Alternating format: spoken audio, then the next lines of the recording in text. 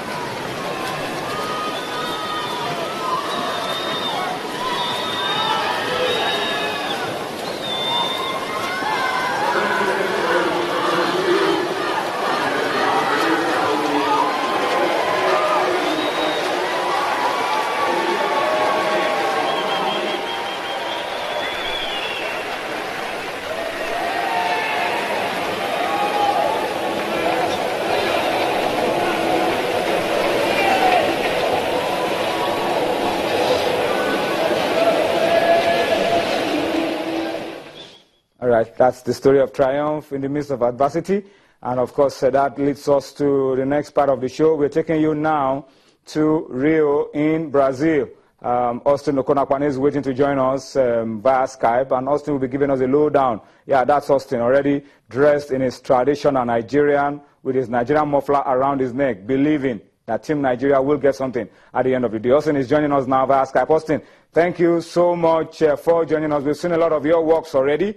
You caught up with Jonathan Akeyemi, caught up with Sheyi Ogunlewe, Cherika, Ukogu.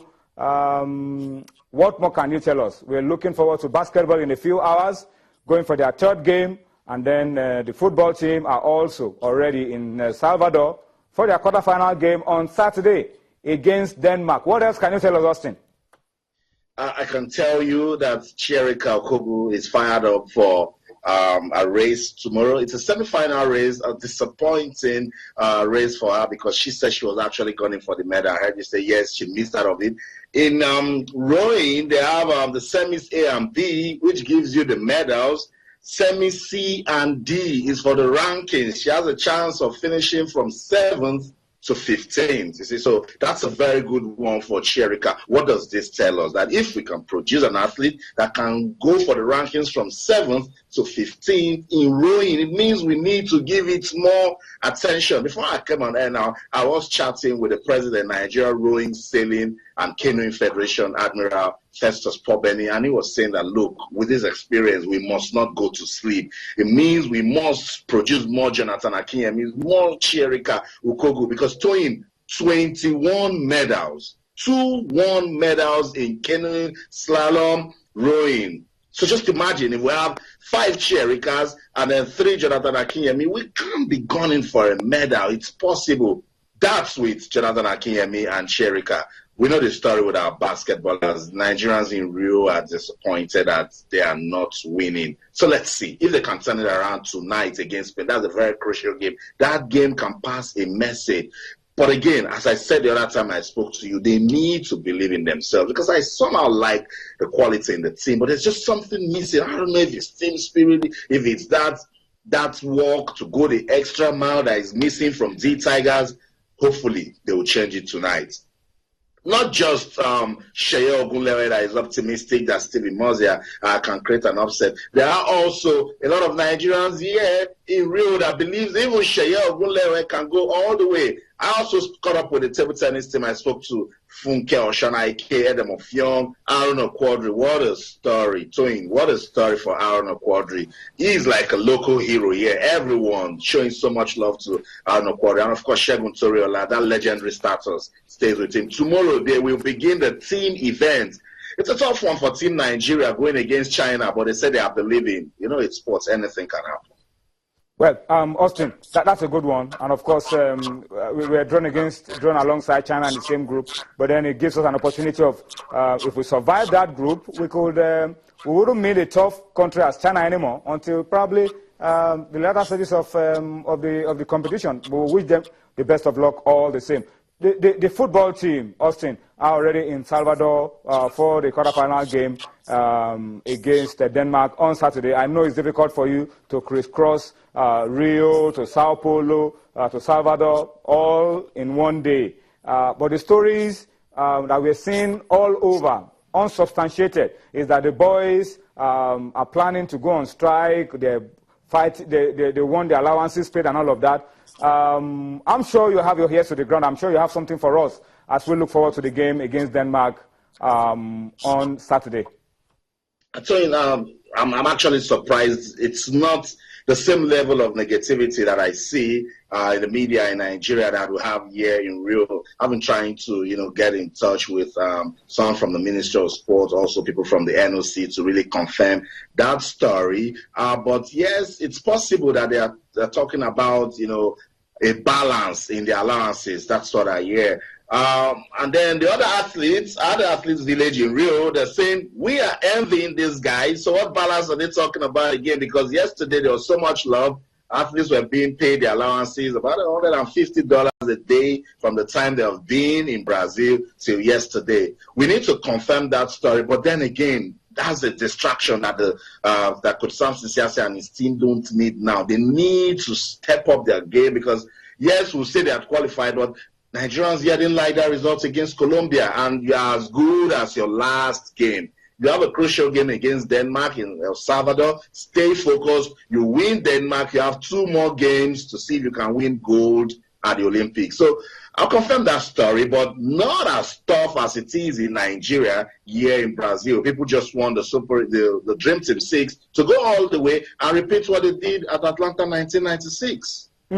Athletics is starting this weekend, and this guy's shipping up. A guy's shipping up. Sheye Ogunlewe, Blessing Okagbare, Divine Oduduru, and the others they're shipping up for athletics starting this weekend. That's right. And everybody is fired up. Before we get to Sheye Ogunlewe and Divine Oduduru, I caught up with the lady who won number Naomi Osazoa. She's competing in the heptathlon event. She said, look, this is the Olympics where anybody can come and make a name for themselves. So she will be competing tomorrow. Let's start off with that, see what she can, bring to the table for the other guys that will be going to the tracks on Saturday. But you know how it is with our athletics and the ugly stories we hear, preparations and all that. I'm glad you heard Sheye Ogunlewe.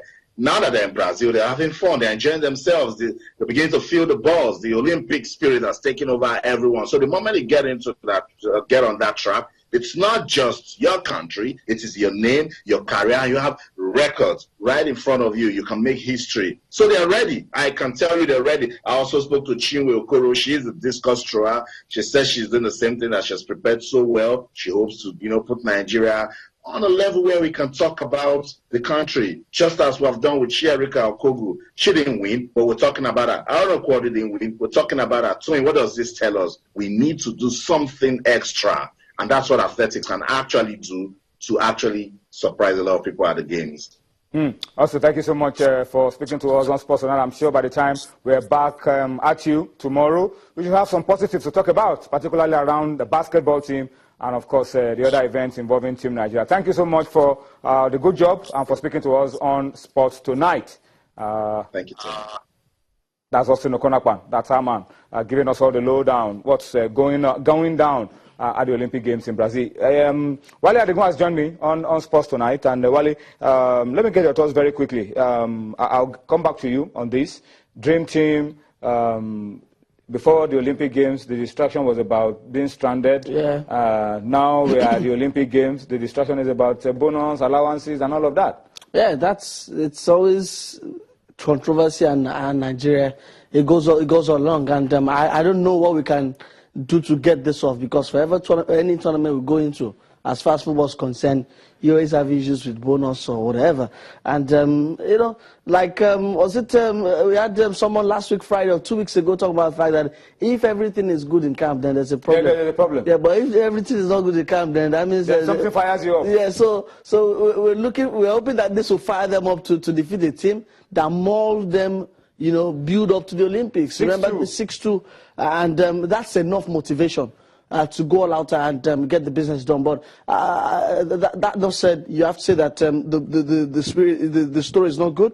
It's something that Samson Siasi and his boys don't really need. They need to be focused, and I hope they can get this out of the way real quick and focus on that big game on Saturday, because it's a game that will tell us the direction we're going to as far as tracking gold in football men's event is concerned. All right, let's quickly take you to Washington now. Well, I'm not getting very clear signal that Washington is ready for us. I'm talking about Sonny Young. All right, Sonny is ready. Sonny is ready for us. Sonny, thank you so much for speaking to us tonight. There's a lot going on. I'm sure you will definitely be talking about that guy that easily could be described as the greatest Olympian of all time. Over 20 gold medals. I'm not sure that the whole of West Africa has been able to pull 20 gold medals together since the Olympics began. To all your viewers all across Nigeria, Michael Phelps, just an incredible Olympian twin. If he's not the greatest Olympian of all time, he has to be considered the greatest Olympic swimmer of all time. He has 21 gold medals, 25 total, and they're saying he's got a shot at maybe a couple more medals by the end of the week. You know, I'm thinking to myself, Toyin, he's won more medals in his career than some countries, more than a few countries have won in their Olympic histories. But another quick shout-out, Toyin, for Katie Ledecky. She's the big American female swimming star, and she has won 4 medals so far at Rio 2016, including 3 gold. Kind of a common denominator between her and Phelps. Well, they're both fairly local products. Phelps is from Baltimore, Maryland, just a short drive from Washington, D.C., and Katie Ledecky is from a suburb of Washington, Bethesda, Maryland, just outside of Washington. So they have pretty strong Washington, D.C. ties. In terms of how the American swimmers are doing, Toyin, overall, roughly 2/3 of the USA's medals so far, more than 20, have come from swimmers. So they've been very strong in the pool so far at Rio 2016. Want to give a quick shout-out, Toyin, for Coach Samson Siasi and the Nigerian boys ahead of their big quarterfinal on Saturday against Denmark. I like Nigeria in that match, Toyin. I think I really think they can medal in Brazil. Sonny, well, before I allow you to go, I wanted to say a word very quickly in about a minute about the refugee team. I'm sure they've inspired not a few people. Yeah, great story. It's one of my favorite stories at the Olympics, Toyin. The 10-member Olympic refugee team. During the opening ceremony, they had the Parade of Nations. Well, the refugee team, they got maybe one of the biggest rounds of applause from the Brazilian crowd.